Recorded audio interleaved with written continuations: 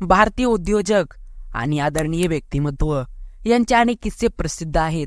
मदतीसाठी कायम हातपुडी करणारी व्यक्ती म्हणून रतन टाटा यांची ओळख आहे. पण रतन टाटा यांच्या वैयक्तिक आयुष्याबद्दलही तितक्याच चर्चा झाल्या आहेत.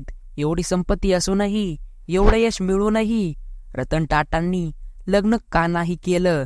रतन टाटा हे अविवाहित राहिले तरीही, पण ते तरुणपणात काही काळ रिलेशनशिप मध्ये होते. रतन टाटांनी एका मुलाखती दरम्यान स्वतः या प्रश्नाचं उत्तर दिलं होतं. रतन टाटा लॉस एजन्सी मध्ये राहणाऱ्या एका अमेरिकन मुलीच्या प्रेमात पडले होते.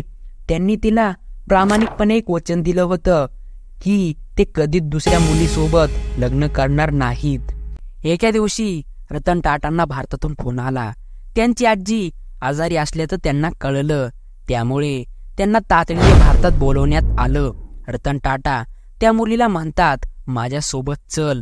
परंतु 1962 मध्ये भारतात परिस्थिती साधारण नव्हती, कारण या काळात भारत आणि चीन युद्ध सुरू होते. भारत चीन युद्धामुळे मुलीच्या पालकांनी तिला भारतात पाठवण्यास नकार दिला.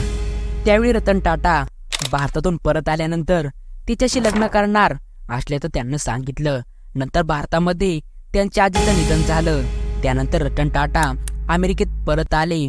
परंतु याच दरम्यान रतन टाटा यांना कळलं की ते ज्या मुलीवर प्रेम करतात, जिच्याशी लग्न करणार होते, त्या मुलीचं तिच्या आईवडिलाच्या मर्जीने दुसऱ्या व्यक्तीसोबत लग्न केलं. हे ऐकून रतन टाटा यांना धक्काच बसला. परंतु त्यावेळी त्यांनी ठरवलं की आपण त्या मुलीला दिलेले वचन आयुष्यभर पाळायचं. आणि तेव्हा त्यांनी निर्णय घेतला की आपण दुसऱ्या मुलीशी लग्न करणार नाही. या वचनाकरिता रतन टाटा यांनी लग्न केलं नाही. तर तुम्हाला काय वाटते या वचनबद्दल ते कमेंट करून नक्की कळवा.